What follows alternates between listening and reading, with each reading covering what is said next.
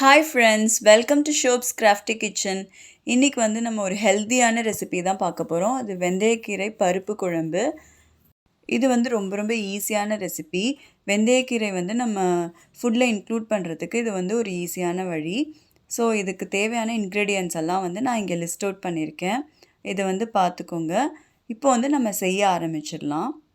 First வந்து நான் ஒரு கடாயில் வந்து பாசிப்பருப்பை வந்து நான் வறுத்துக்கிறேன். லைட்டாக வந்து அந்த வாசனை வர வரைக்கும் நம்ம வந்து வறுத்துக்கலாம்.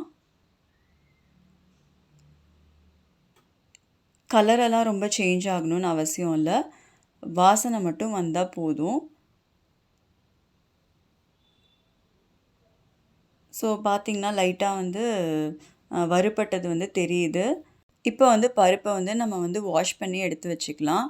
ஸோ நான் வாஷ் பண்ணிவிட்டு வந்துட்டேன். இப்போ வந்து இதுக்கு தேவையான அளவுக்கு தண்ணி, நான் வந்து 3 கப் அளவுக்கு தண்ணி வந்து ஆட் பண்ணிக்கிறேன். பருப்பு எந்த கப்பில் போட்டேனோ அதே கப்பில் 3 கப் ஆட் பண்ணியிருக்கேன். அதோடு இப்போ வந்து மஞ்சத்தூள் ஆட் பண்ணிக்கிறேன். அதுக்கப்புறம் பெருங்காயம் ஆட் பண்ணிக்கிறேன். ஸோ வந்து இந்த பருப்பை வந்து நம்ம இந்த சட்டியிலே தான் வேக வைக்க போகிறோம். இதோடு வந்து நான் பூண்டு பற்கள் ஆட் பண்ணிக்கிறேன். இது எல்லாமே வந்து இந்த சட்டியில் தான் வேக போகுது. நான் வந்து இதை குக்கரில் வந்து வேக வைக்க மாட்டேன்.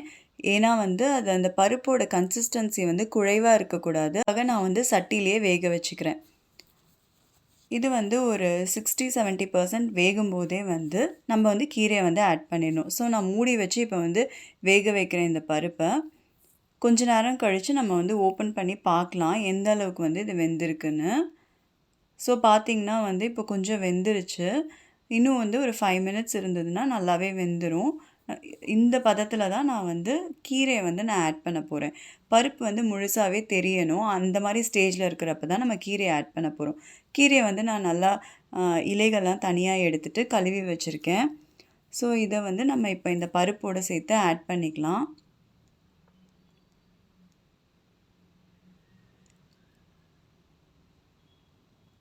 ஸோ கீரையெல்லாம் வந்து நம்ம ஆட் பண்ணதுக்கப்புறமா அதோடு வந்து நான் பச்சை மிளகாய் ஆட் பண்ணிக்க போகிறேன்.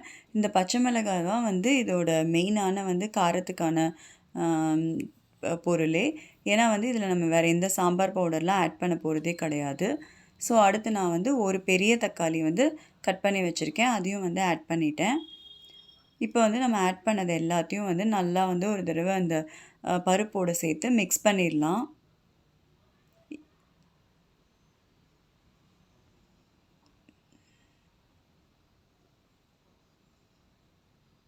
ஸோ இந்த மாதிரி நல்லா மிக்ஸ் பண்ணி விட்டிங்கன்னா அந்த கீரை வந்து கொஞ்சம் சுருங்கலாக ஆகிடும். அடுத்து வந்து நான் சீரகம் ஆட் பண்ணிக்கிறேன்.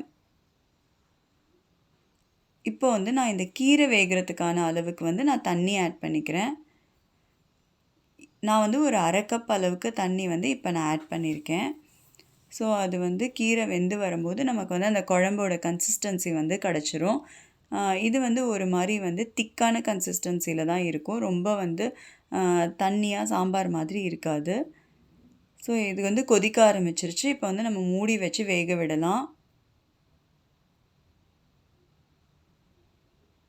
பார்த்திங்கன்னா இப்போ கீரை வந்து கொஞ்சம் வெந்து வந்திருக்கு. இன்னும் ஒரு 5 மினிட்ஸ் ஆச்சுன்னா வந்து கீரை நல்லாவே வெந்து பருப்பு வந்து நல்லா ரெடி ஆகிடும். இந்த டிஷ் பார்த்திங்கன்னா சப்பாத்திக்கும் ரொம்ப ரொம்ப நல்லாயிருக்கும். ஏன்னா வந்து நம்ம பாசிப்பருப்பு சேர்த்து செஞ்சுருக்கிறதுனால. ஸோ நான் ஃபைனலாக கீரையும் வெந்ததுக்கப்புறம் நான் உப்பை ஆட் பண்ணிக்கிறேன். உப்பை ஆட் பண்ணி ஒரு தடவை மிக்ஸ் பண்ணி விட்டாச்சுன்னா நம்மளோட வெந்தயக்கீரை பருப்பு குழம்பு வந்து ரெடி. வந்து பருப்பு 1-2 இருக்கிறப்பயே வந்து நம்ம கீரை ஆட் பண்ணதுனால இப்போ அந்த ஃபைனல் கன்சிஸ்டன்சி வந்து ரொம்ப நல்லா வந்திருக்கு. இப்போ பார்த்திங்கன்னா வந்து இப்படி தான் இருக்குது. பருப்பும் வந்து கொஞ்சம் கொஞ்சம் வந்து தெரியணும். அந்த மாதிரி இருந்தால் தான் இது வந்து டேஸ்ட் ரொம்ப நல்லாயிருக்கும். இதுக்கு வந்து இப்போ நம்ம ஒரு தாளிப்பை வந்து ஆட் பண்ணிடலாம். யூஷுவலாக செய்கிற மாதிரி நான் வந்து எண்ணெயில் கடுகு, உளுத்தம்பருப்பு, அதுக்கப்புறம் காஞ்ச மிளகாய், கறிவேப்பிலை இதெல்லாம் ஆட் பண்ணி நான் வந்து அதோட பருப்போடு வந்து சேர்த்துக்க போகிறேன். ஸோ இதுக்கு வந்து நல்லெண்ணெய் யூஸ் பண்ணிக்கோங்க, டேஸ்ட் வந்து நல்லாயிருக்கும். இப்போ வந்து நான் அந்த தாளிப்பை வந்து நான் பருப்போடு சேர்த்துட்டேன். இதை வந்து மிக்ஸ் பண்ணி விட்டுட்டா நமக்கு வந்து ஒரு நல்ல ஹெல்த்தியான குழம்பு ரெசிபி வந்து ரெடி ஆகிடுச்சு. நீங்களும் இந்த ரெசிபியை கண்டிப்பாக ட்ரை பண்ணி பாருங்கள். ரைஸோட சப்பாத்தியோட ரொம்ப ரொம்ப டேஸ்ட்டாக இருக்கும். ட்ரை பண்ணிவிட்டு உங்களுக்கு எப்படி வந்ததுன்னு கமெண்ட்ஸில் சொல்லுங்கள். உங்களுக்கு இந்த வீடியோ பிடிச்சிருந்தா லைக் பண்ணுங்கள், ஷேர் பண்ணுங்கள், சப்ஸ்கிரைப் பண்ணுங்கள். தேங்க்யூ.